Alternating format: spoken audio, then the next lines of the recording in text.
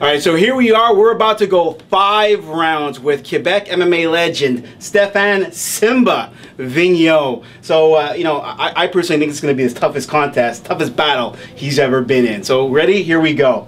FightQuest. This is going to be the first time that an amateur organization, amateur promotion, is being picked up by the Fight Network and will be televised to a national audience. It's huge news, especially for Quebec MMA. How did this come to be? How did they make this happen? The thing is, we want to do that for a long time, put the fight on TV, because like we see since the past FightQuest, the amateur show, like all the biggest stars in Quebec local are coming on our show, and that's a way to give them exposure before they go professional. Mm-hmm. It's more easy to sponsor, more easy to have sponsor, more easy to have fight or professional fight, you know.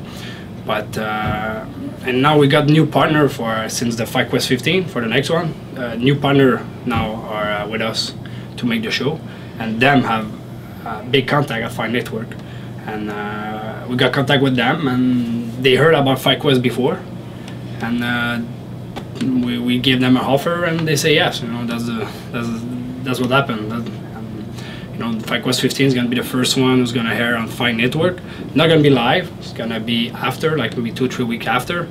But it's gonna be the first one of Manny show, and that's an exclusive contract, to an exclusive deal. I mean, FightQuest gonna be the only one amateur show in Quebec who's gonna be able to be on Fight Network. Wow. So this is like big news now, and it's a great jumpstart for FightQuest. So what does this mean for marketing the brand? What are you going to do with this jumpstart to help market the brand of FightQuest?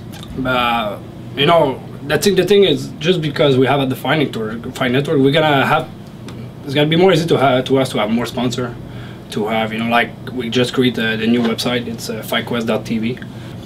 It's just the TV. It's a big thing. More sponsor, you know, more fighter gonna want to fight here on the FightQuest, and our goal is build the guys and make them ready for professional.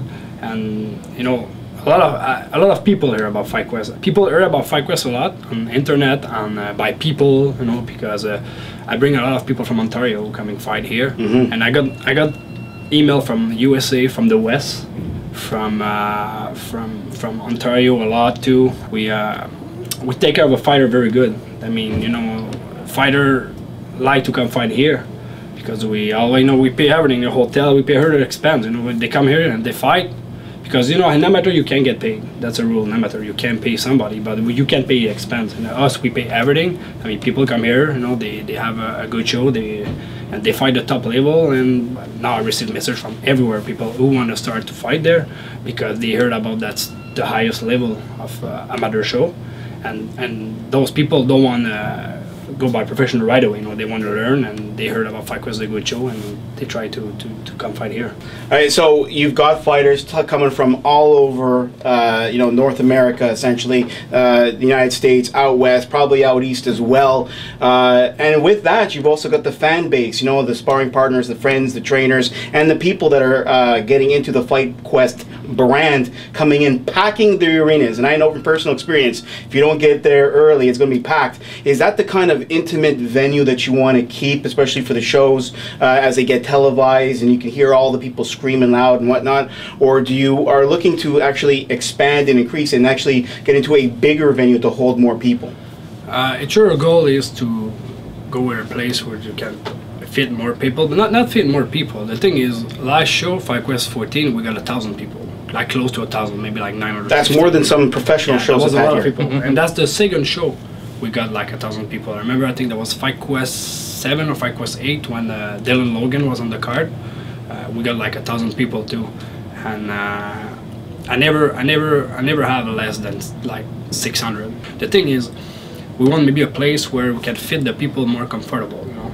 But as I have to think too, it's about the ambience. The place where you have 1,000 people more packed, where you see it packed, going to be biggest ambience and the big place with a little bit more people. But the thing is, because that place can put more people, that you lose in ambience, you know.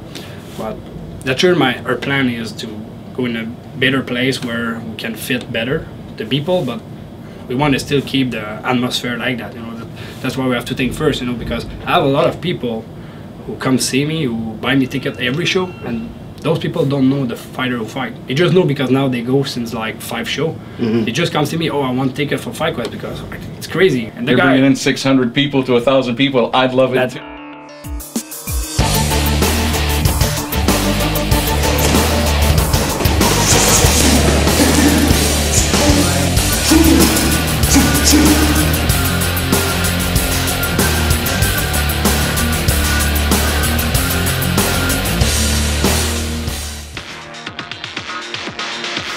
Now, we talked about the venues, we talked about the events, we talked about the partnerships and marketing the brand. You've got some young up-and-comers in the MMA world at your fights every time. Is there something in the process to get the word out there for some of these up-and-coming prospects? And did you want to maybe name a few in particular?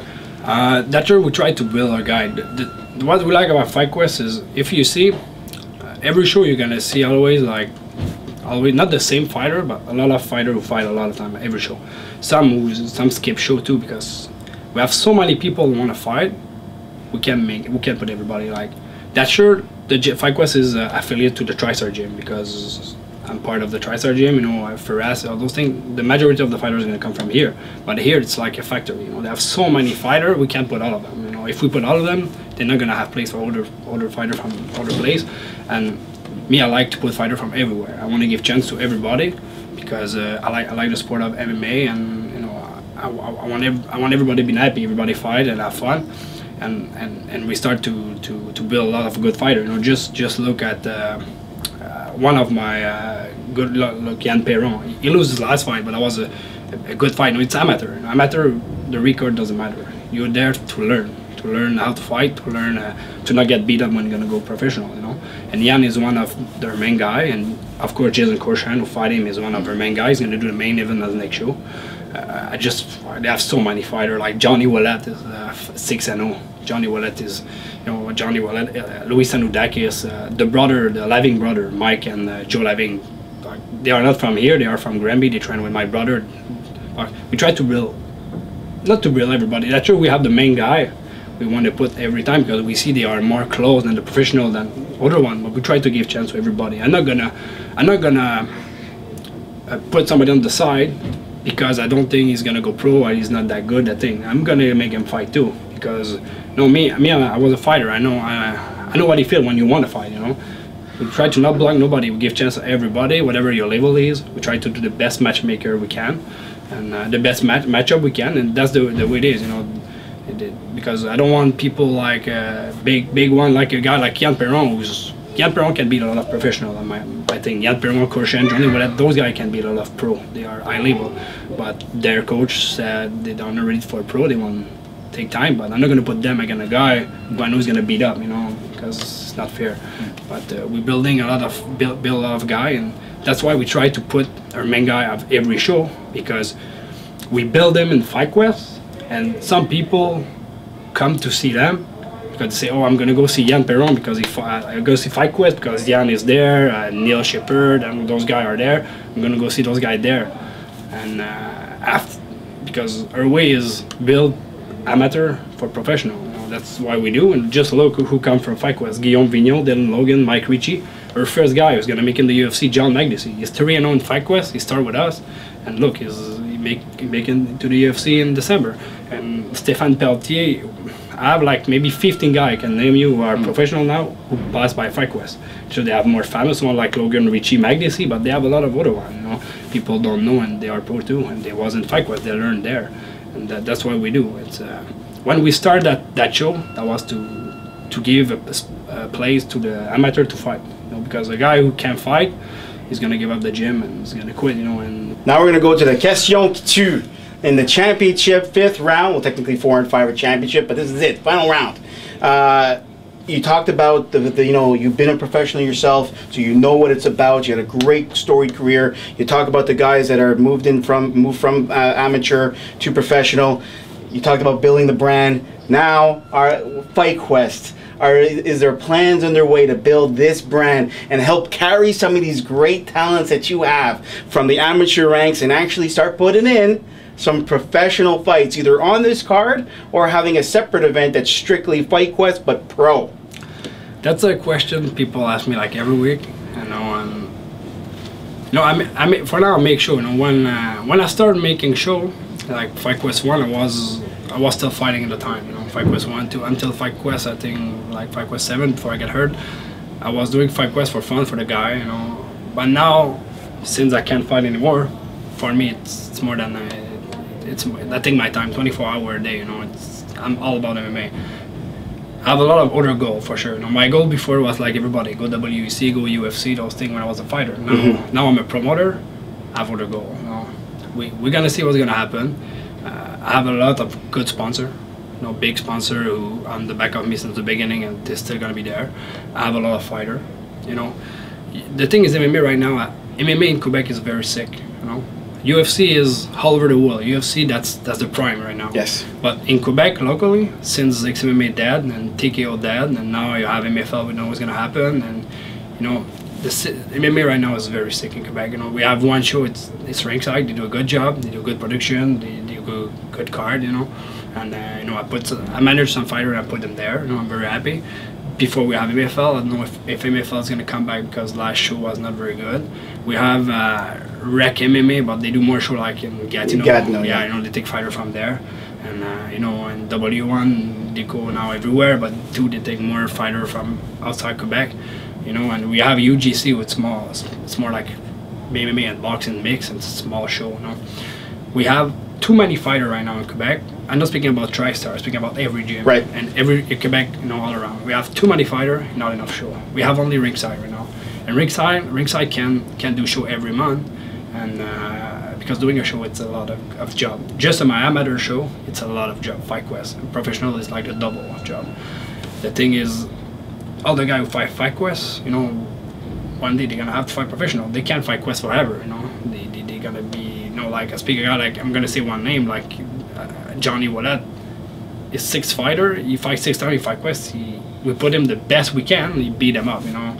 And one day those guys like him, they're gonna have to be pro. But if he's only fighting 2-3 times a year here, where are they gonna fight? You know, we're gonna have maybe in 2011. Me and Firas was speaking last week, and we're counting. Like, we're maybe gonna have like 10 guys ready for professional. Where are they gonna fight? You know, those guys are gonna give up. They have no place to fight. You know, and for me, it's very interesting to go professional one day for sure. You know, we have the brand, we have the people in the back of us, we have the name, we have the fighter.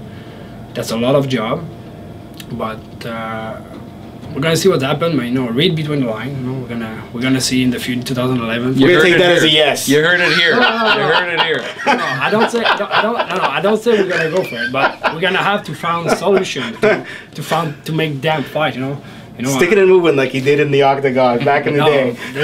The thing is, we're gonna have to find solutions. Well, you know what? This is 5 rounds with Stephane Vigneault, and you can see the same passion that you had back in the days in the ring for MMA and as a fighter, you still have with you today as a promoter, putting everything and redirecting that passion to all the great young talent that we have. It's been an absolute pleasure spending 5 rounds with the man right here, Stephane Vigneault.